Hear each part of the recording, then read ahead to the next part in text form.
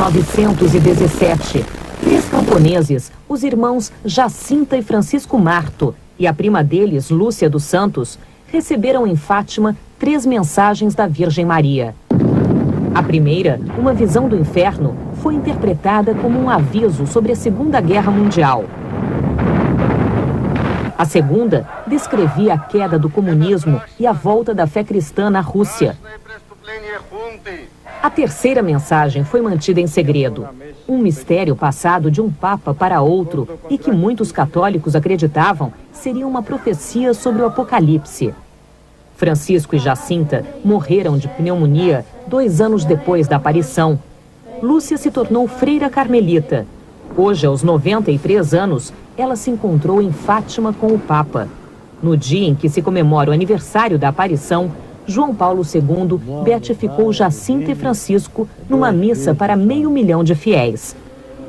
A pedido do Papa, foi o secretário de Estado do Vaticano, o cardeal Ângelo Soldano, que revelou aos fiéis o terceiro segredo.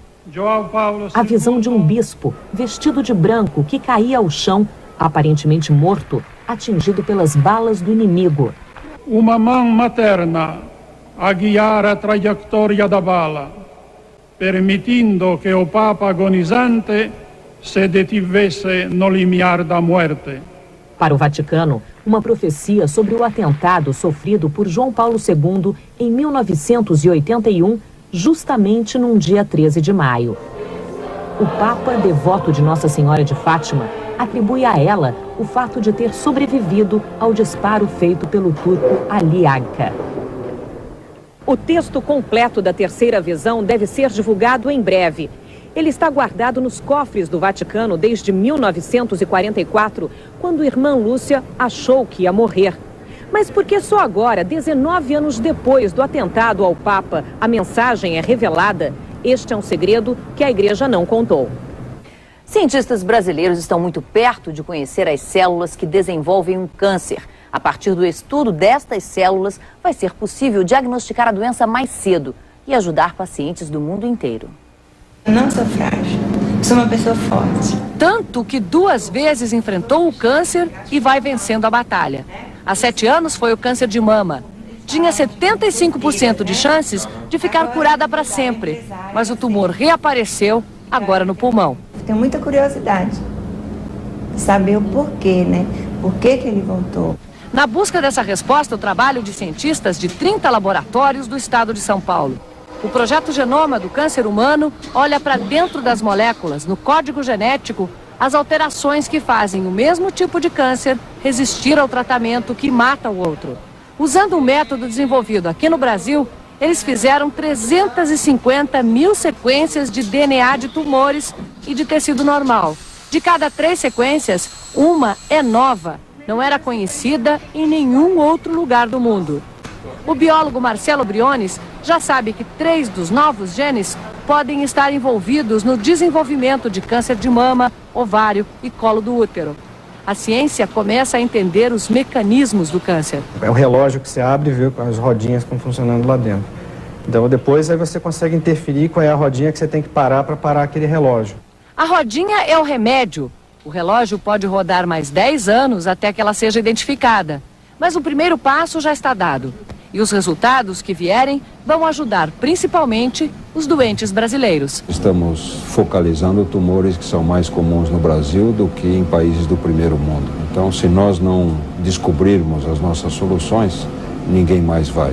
Câncer de estômago, por exemplo, que mais mata no Brasil, só é pesquisado aqui. O Brasil também lidera as pesquisas de tumores de cabeça e pescoço porque é o país com maior incidência desses tipos de câncer, como o da tireoide. Hoje os médicos não conseguem tratar na fase inicial porque os exames disponíveis não mostram a diferença entre um carocinho benigno e o tumor que atinge 1 em cada 1000 brasileiros. Mas aqui no laboratório, os cientistas já encontraram alterações genéticas que aparecem no tumor. São esses pontinhos em preto e vermelho e amarelo aqui no computador. A partir disso, eles já estão desenvolvendo um novo teste que vai dar o diagnóstico preciso e precoce do câncer da tireoide. Se eu puder antever o futuro, se eu puder saber em função do padrão de expressão de um determinado tumor, quais são as perspectivas da pessoa que tem aquele tumor, eu posso intervir mais cedo. E quanto mais cedo a gente trata, maior é a margem de cura. Em instantes, os direitos de quem não consegue mais pagar a prestação da casa própria. E a cidade onde trânsito difícil é no rio entupido de barcos.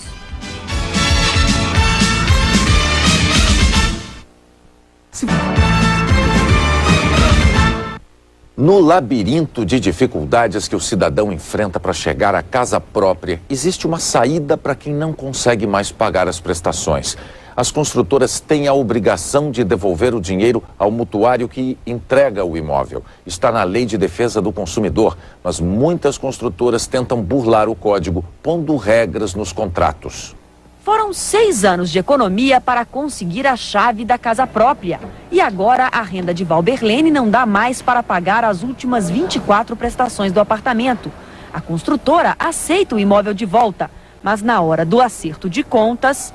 Nós já pagamos 34 mil e a construtora só quer devolver 18.500, não quer entrar em negociação com a gente. Tivemos diversas despesas com vendas e impostos. Mas mesmo assim estamos dispostos a negociar, apesar dela estar há 3 anos já morando no imóvel. Desistir do financiamento de um imóvel é um direito do comprador. Devolver a maior parte do dinheiro, uma obrigação das construtoras. Isto é garantido pelo Código de Defesa do Consumidor. Mesmo que o contrato de venda estabeleça outra coisa, o que vale é a lei. As construtoras não podem criar regras próprias que prejudiquem o direito do consumidor. A construtora só pode reter, no máximo, 10%. Assim é o entendimento do Poder Judiciário. O consumidor vai perder um pouquinho a mais quando ele já ocupa o imóvel, a título de aluguel que ele deve pagar para a construtora. Luciana financiou um apartamento que ainda está em construção. Ela pagou R$9 mil, mas há 2 anos perdeu o emprego e não pode mais pagar as prestações de R$386. Devolveu o imóvel para a construtora e até hoje tenta receber o dinheiro de volta. Será que é correto ficarmos com prejuízo, sendo que ela pode pegar o nosso apartamento, no caso, e vender para outro? Assim que Ricardo desistiu da compra deste apartamento em setembro de 98, o imóvel foi vendido para outra pessoa. Ele brigou 1 ano e meio na justiça e agora vai receber 90% do que investiu, R$9 mil, mais correção. O dinheiro ficará guardado até parecer um negócio com segurança de investimento. Sem risco. Sem riscos. Nesses casos que a gente acabou de ver, o Código de Defesa do Consumidor obriga a devolução do dinheiro porque se trata de uma operação de compra e venda a prazo. Essa lei não se aplica aos mutuários da Caixa Econômica Federal, porque eles têm um contrato de financiamento e não de compra e venda.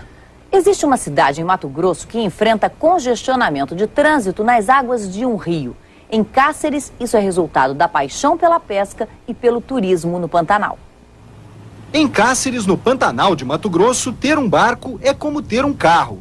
Basta chegar no Rio Paraguai para ver que por aqui navegar é uma paixão, uma mania que pôs a cidade no livro dos recordes por causa do maior festival de pesca do mundo. Cáceres também é conhecida pelas chalanas, hotéis flutuantes com o mesmo conforto de uma pousada em terra firme, com uma vantagem. Quando eles veem que aqui não está bom, por qualquer coisa, vamos andar mais para baixo, mais para cima. Quem vem de outras cidades traz o barco rebocado. Valdemar dirige 200 quilômetros pelo prazer de pilotar a lancha. Ele te dá uma liberdade para você navegar e você desfrutar a beleza do rio do Pantanal. Quase 2.000 embarcações estão registradas na Capitania dos Portos. A paixão por barcos aqui é tão grande que o número cresce a cada ano. Mas como eles não podem ficar o tempo todo na água, guardar esses barcos foi se tornando cada vez mais um problema de espaço, que só foi resolvido com a criação dos estacionamentos. Este foi o primeiro e fica bem no centro. No começo, ninguém acreditava em estacionar o barco como se fosse um carro, mas agora ele funciona 24 horas por dia para dar conta do movimento. Várias pessoas do Brasil, até mesmo dos Estados Unidos, estiveram aqui nesse estacionamento pegando os modelos para implantar na sua cidade. O mercado cresceu tanto que hoje nos 6 estacionamentos da cidade não há vagas. A cada dia surgem novas soluções. Este aí inventou uma engenhoca para aproveitar melhor o espaço, economizar tempo e mão de obra. Neste outro, o serviço é completo. Os clientes já se acostumaram a tanta mordomia e só precisam ligar o motor, para ter a sensação que no Pantanal só um barco pode dar. Você pega esse riozão lindo aí, ó, você desce aí para baixo, é emocionante demais. Não tem nem jeito de falar para vocês, não. Domingo de sol em quase todo o Brasil. A massa de ar frio e seco que cobre o centro-sul do país deixa o céu com poucas nuvens e o dia ensolarado na área mais clara. Na faixa escura que vai do Amazonas ao litoral do Nordeste, o domingo será nublado e chuvoso. Nas outras regiões, o calor provoca chuva no fim da tarde. Em Curitiba, mínima de 11 graus e máxima de 35 graus em Cuiabá. Neste domingo, você vai conhecer as experiências de um cidadão brasileiro que vive numa espécie de mundo subterrâneo. Você vai ouvir as revelações de um garoto de programa. Em entrevista ao Fantástico, um garoto de programa revela os golpes aplicados contra homossexuais, agressões que terminam em tragédia. O Fantástico mostra também os golpes que mecânicos espertos aplicam nos donos de carro nas oficinas.